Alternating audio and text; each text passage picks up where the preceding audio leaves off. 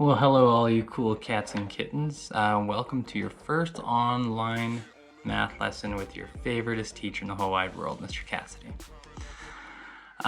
So we're going to be starting things off talking about Chapter 7, Data Analysis. So data analysis is all about being able to interpret information to hopefully make educated decisions. So this can apply to the business world, meteorology, the tech industry, finances. So it can be applied to a lot of different facets of life.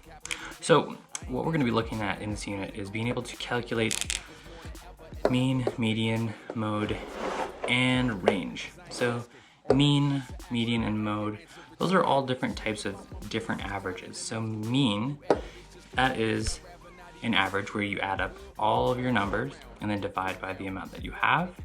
That gives you sort of your overall average.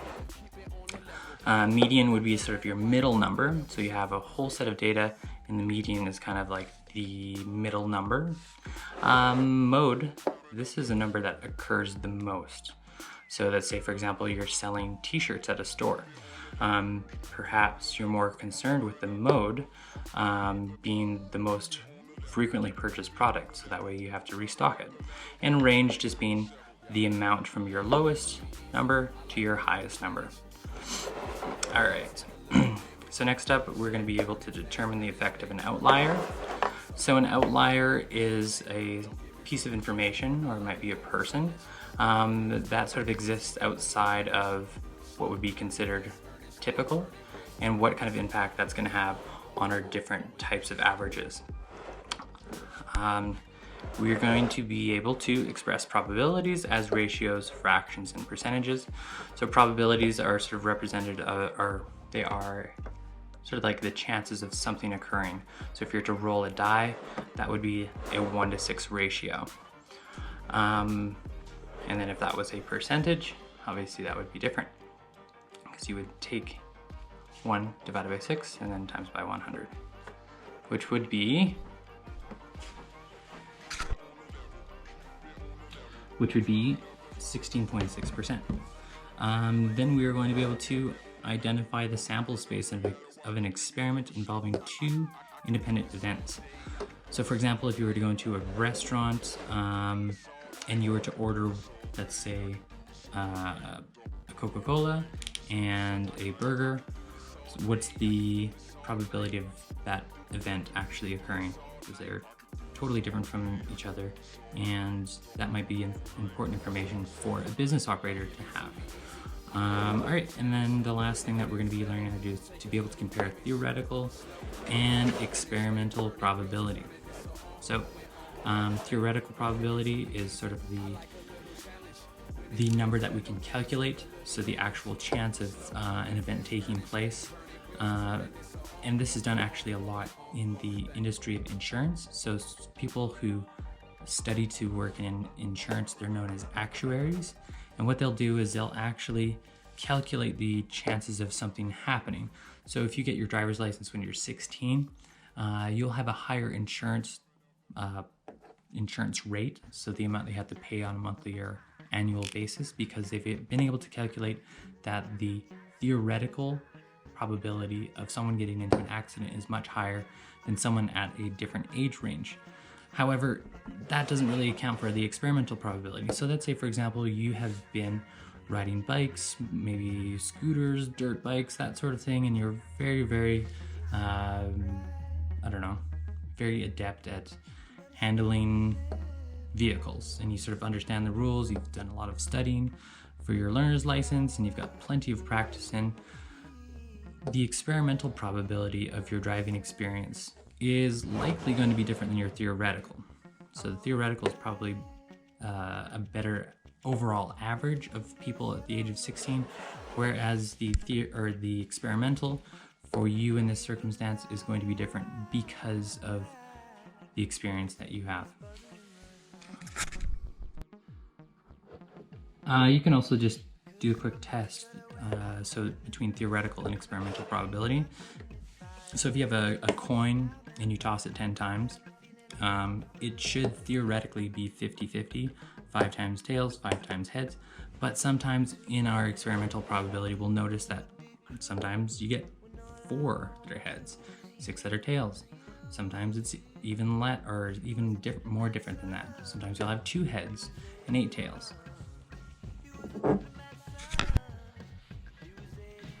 So for 7.1, we're going to first look at mean. So what does it mean by if someone were to ask for the mean? So the mean is when you add up all the numbers in a data set and you divide by the amount that you have. So that's pretty straightforward, but let's do an example. So if I were to have, could be anything. Let's say it's money. So $13 are people that have money in their wallet. So one person has 13, next person has 18, next person has 13, next person has 14, next person has 13, next person has 16, 14, 21, and the last person has 1. So let's say this is our data set. We're going to add up all of these. That's going to give me a total of 135. Now, what do I do with that number? Well, I have how many pieces of information here? 1, 2, 3, 4, 5, 6, 7, 8, 9. So I'm going to take my 135 and I'm going to divide that by 9, which will give me a total of 15. So out of all these people that have money in their wallet or in their pockets walking around town, the average amount that they would have would be $15. So you could say that the mean amount is $15. So the next thing that we're going to look at is median. So the median is the middle number in a given set of data. So here's our example. So we have 12, 13, 13, 15, 16, 19, and 62. Now, if I were to just calculate the average, so the mean, what I would do is I would end up with 137 if I added all these together. And if I divided it by 7, that would give me 19.57, or if I rounded up, that would give me 20, okay? And maybe I run a business and I use the average to determine what products I'm gonna sell. So if I use the average or the mean, I'm gonna start to sell products that are catered towards somebody who's 20 years old. However, if we look back at our information here, that might not be the best choice, because if we were to actually look at our middle number, that is going to be different than our average. So to be able to determine that, we need to see how many numbers we have here. So we have 1, 2, 3, 4, 5, 6, 7. So we need to determine what the middle number is. So I'm going to count 1, 2, 3, 1, 2, 3. So this one here, 15, is going to be my median. However, sometimes you're not going to have an odd number and be able to determine what the exact median number is. So you're probably wondering, what do I do for that? So for this set of data, I have some new numbers. So I have 12, 13, 14, 17, 21, and 23. Now if I were to try to do the same thing, I'm not going to have a middle number because I only have 6 numbers here. 1, 2, 3, 4, 5, 6. But what would be the numbers that are closest to the center? Well, that would be 14 and 17. So what I'm going to do is I'm going to take 14 plus 17. That's going to give me 31. Now, because I'm sort of finding the mean of these two numbers, now I need to divide it by 2, because I have 2 numbers, I'm going to divide by 2. So that's going to give me 15.5. So 15.5 is going to be my median. So that's how you calculate median. All right, the next thing we're going to look at is mode. So mode is the number that is repeated the most, or most frequently. So for this set of data, let's say that we're looking at a shoe store, and So these are the shoes that we sell, let's say, in a day. So we sell 4 size 10s, 2 size 11s, a size 12, and a size 13. Now, if I were just to use my regular sort of calculating the mean, calculating the average that way, I would add all this up, which would be 87. Then I'm going to divide by 8, so that'd be 1, 2, 3, 4, 5, 6, 7, 8 pieces of information there. So I'm going to go 87 divided by 8. That is going to equal 10.875. Now, if I were to round up, that would be a size 11. So I could take this information and go back to the manager and go, hey, we need to order some more size 11s. Now, that's not going to actually be the best choice, because what have we sold the most of? Well, we sold the most of size 10s, so we're going to want to order more size 10s. So that's why mode sometimes is a better way to represent an average. So, and in this case, it would be 10 because there's more frequency of 10 occurring than 11. So our mode for this set of data would be 10. And the last thing that we're going to look at is range. So range is the difference between the largest and smallest values. So if we go back to our example here of the shoe store, so we sold some size 10s, 11s, 12, 13.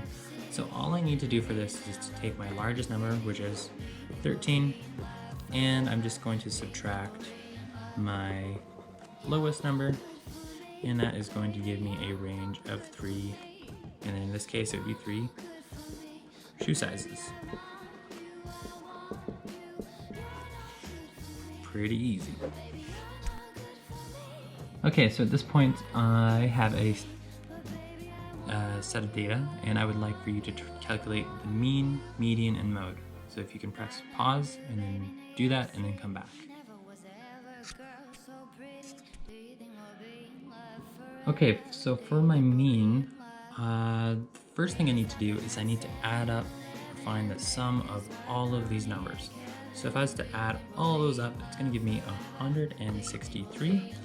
And then the last step that I need to do is to divide by the amount of numbers that I have. So 1, 2, 3, 4, 5, 6, 7, 8, 9. So I'm going to divide this by 9, and that should give me a total of, divided by 9, that will give me a total of 18.11 repeating. For my median, one should be pretty easy to figure out. I just need to find my middle number. So I'm going to see if I have an odd or even number in the middle. Odd or even number for my data. So I have an odd number, so I have 9. So that I should have a median number that I don't have to calculate. So let's see. So 1, 2, 3, 4. 1, 2, 3, 4. So 16, that is going to be my median number, and my mode, that is going to be what? Which number has been repeated the most? That will be number 8. Okay. And then to find my range, how would I find my range? So range, it's just the difference between the largest number, so that would be 33. And then I need to subtract my lowest number, which is 8. So 33 minus 8, that will give me a range of 25. So from 8 to 33, I have a range of 25 different numbers. Make it difficult to not overthink. And when I'm with you, I turn all shades of pink. I wanna touch you, but don't wanna be weird. It's such a rush, I'm thinking, wish you were here. And I'm just tryna play it cool now. But that's not what I wanna do now. And I'm not tryna be with you now, you know. But I could be a crush.